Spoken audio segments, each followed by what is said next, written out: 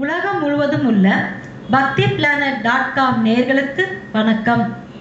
ஆன்மீகம் அறிவோம் என்ற நிகழ்ச்சியில் நாம் இப்பொழுது அறிய போவது தீபாவளி சிறப்பு பூஜை முறைகளை பற்றி. தீபாவளி என்றாலே குழந்தைகளின் கொண்டாட்டத்தை கேட்கவே வேண்டாம். புது துணியை உடுத்திக்கொண்டு பட்டாசை வெடித்து தங்களுடைய மகிழ்ச்சியை வெளிப்படுத்துவார்கள். பெரியோர்களுக்கு இந்த தீபாவளி தான் அவர்களுடைய வாழ்க்கைக்கு இனிய வழிகாட்டியாக அமையப் போகிறது. அது எப்படி என்பதை சில புராணங்களில் இருந்து நாம் பூஜை முறைகளை பற்றி தெரிந்து கொள்ள இருக்கிறோம். தேவர்களும் அசுரர்களும் பாற்கடலை கடைந்து கொண்டிருந்த போது அதிலிருந்து ஸ்ரீ மகாலட்சுமி தோன்றினார். ஸ்ரீ மகாலட்சுமியை கண்டவுடன் மகாவிஷ்ணு மாலையிடச் சென்றார். இருந்தாலும் மகாலட்சுமி சிறிது நேரம் விஷ்ணு பகவானுக்கு விளையாட்டு காட்ட வேண்டும் என்ற எண்ணத்தில் ஓடி பிடித்து விளையாடினார். இருந்தாலும் ஸ்ரீ மகாவிஷ்ணு விடாமல் துரத்தி பிடித்து மகாலட்சுமிக்கு மாலையிட்டார். அந்த நேரத்தில் இருவரின் கால் பட்டு அங்கிருந்த எல் செடியில் எண்ணெய் வடிந்தது. அந்த நேரம் தீபாவளி திருநாள் என்பதால் நீ இந்த நேரத்தில் நல்லெண்ணெயில் வாசம் செய் என்று ஸ்ரீ மகாலட்சுமிக்கு மகாவிஷ்ணு கட்டளையிட்டார். அதனால்தான் நம் முன்னோர்கள் தீபாவளி திருநாள் அன்று விடியற்காலை, அதாவது பிரம்ம முகூர்த்தத்தில் நல்லெண்ணெய் தலையில் தேய்த்து சேகாய் போட்டு குளிக்க வேண்டும் என்றார்கள். இப்படி செய்வதால் நம் உடலில் இருக்கும் தோஷங்கள் விலகி ஸ்ரீ மகாலட்சுமியின் ஆசீர்வாதம் பரிபூர்வமாக நமக்கு கிடைக்கும். இதனால் தான் தீபாவளி அன்று கங்கா ஸ்நானம் ஆச்சா என்பார்கள். கங்கையில் குளித்தால் எந்த அளவுக்கு நம்முடைய பாவங்கள் விலகி புண்ணியம் ஏற்படுகிறதோ, அதே போல் தீபாவளி அன்று விடியற்காலையில் நல்லெண்ணெய் தேய்த்து குளித்தால் நமக்கு ராஜயோகம் ஏற்படும். இப்பொழுது நாம் வாசலில் ஆரம்பிக்கும் பூஜை முறைகளை பற்றி தெரிந்து கொள்ள இருக்கிறோம்.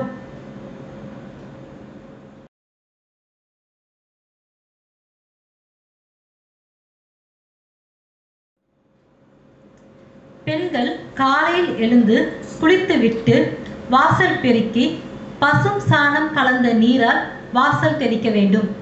பசும் சாணம் கிடைக்காவிட்டால் மஞ்சள் பன்னீரையும் தண்ணீரில் கலந்து வாசல் தெளித்து ஸ்ரீ மகாலட்சுமிக்கு உகந்த தாமரை பூ கோலம் போட வேண்டும். பிறகு வாசற்படிக்கு மஞ்சள் குங்குமம் வைத்து மாயிலை தோரணம் கட்டி மல்லிகைப்பூ போட்டு அலங்கரிக்க வேண்டும். வாசல்படி பூஜை முறைகளை தெரிந்து கொண்டோம். ஸ்ரீ மகாலட்சுமி நாம் இல்லத்திலேயே நிலைத்திருக்க ஸ்ரீ மகாபலி சக்கரவர்த்திக்கு பூஜை முறைகளை பற்றி சொல்லியிருக்கிறார். ஏன் ஸ்ரீ மகாபலி சக்கரவர்த்திக்கு ஸ்ரீ மகாலட்சுமி பூஜை முறைகளை கூறினார் என்பதை நாம் முதலில் தெரிந்து கொள்ள வேண்டும்.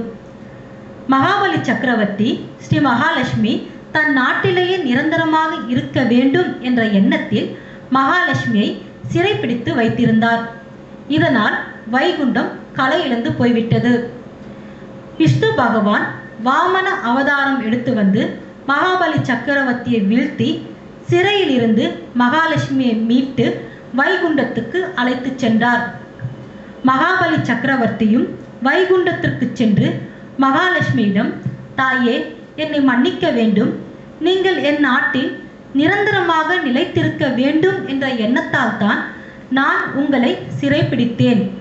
நீங்கள் ஒருவரின் இல்லத்தில் நிரந்தரமாக நிலைத்திருக்க என்ன செய்ய வேண்டும் என்று கேட்டார் ஸ்ரீ மகாபலி சக்கரவர்த்தி மகாலட்சுமியிடம். நான் யார் இல்லத்திலும் நிரந்தரமாக அவர்கள் ஆயுள் முழுவதும் நிலைத்திருக்க மாட்டேன். வேண்டுமென்றால் ஐப்பசி மாதம் கிருஷ்ணபட்சத்தில் துவாதசி திதி முதல் அமாவாசை வரை யார் வீட்டில் விளக்கு ஏற்றி என்னை வழிபடுகிறார்களோ அவர்கள் இல்லத்தில் நான் நிரந்தரமாக நிலைத்திருப்பேன் என்றார் ஸ்ரீ மகாலட்சுமி. இந்த விஷயத்தை ஸ்ரீ மகாபலி சக்கரவர்த்தி முன்பே மகாலட்சுமியிடம் கேட்டிருக்கலாம். இருந்தாலும் எடுத்து வைத்தாலும் கொடுத்து வைத்திருக்க வேண்டும் என்பார்கள். ஸ்ரீ மகாபலி சக்கரவர்த்திக்கு கொடுத்து வைத்திருக்கவில்லை. இருந்தாலும் அவரால் நமக்கு இந்த ரகசியம் தெரிந்தது.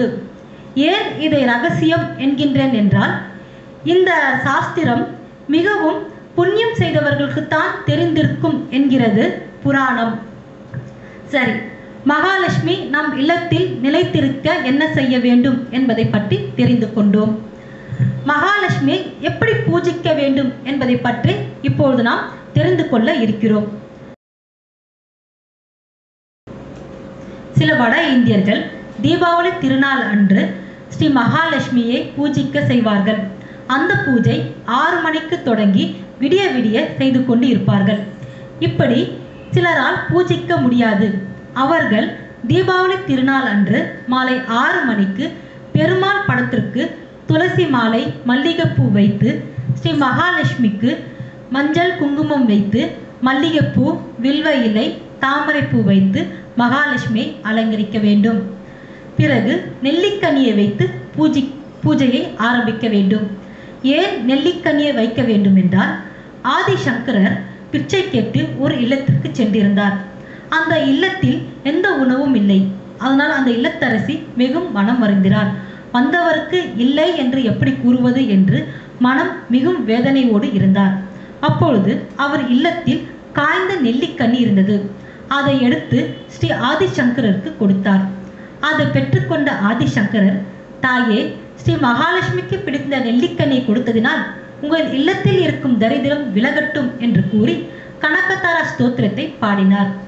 அடுத்த நிமிடமே ஸ்ரீ மகாலட்சுமி அந்த இல்லத்திற்கு பொன்மலையாக கொட்டினார். அதனால்தான் நாமும் பூஜை நேரத்தில் நெல்லிக்கனியை வைத்தால் விசேஷம். அதுவும் தீபாவளி என்றால் இன்னும் மிகவும் விசேஷமானது. மாலை 6 மணிக்கு கனகதாரா ஸ்தோத்திரத்தை பாடலாம்.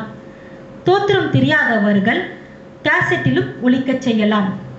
சரி, இப்பொழுது பூஜை முறைகளை பற்றி தெரிந்து கொண்டோம். தீபாவளி என்றாலே மிகவும் பிரபலமானது இனிப்பு. அந்த இனிப்பின் மகிமையை பற்றி தெரிந்து கொள்ள இருக்கிறோம்.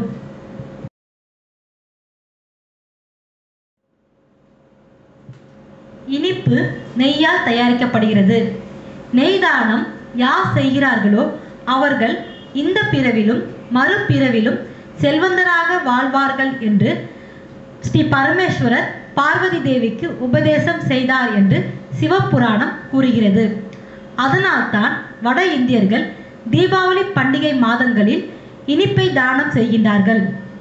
இப்படி மகிமை நிறைந்த தீபாவளி பண்டிகையை நம்பிக்கையுடனும் மகிழ்ச்சியுடனும் கொண்டாடுவோம். மகா தேவஸ்ய வித்மகே விஷ்ணு பத்னிச தீமகி தன்னோ லட்சுமி பிரச்சோதயாத் என்ற ஸ்ரீ மகாலட்சுமிக்கு உகந்த இந்த காயத்ரி மந்திரத்தை உச்சரித்து தீபாவளி திருநாள் அன்று பல வளங்களை பெற்று நலமோடு வாழ்வோம். bhaktiplanet.com நேயர்கள் அனைவருக்கும் இனிய தீபாவளி திருநாள் நல்வாழ்த்துக்கள். உங்களிடமிருந்து விடைபெறுவது நிரஞ்சனா. நன்றி, வணக்கம்.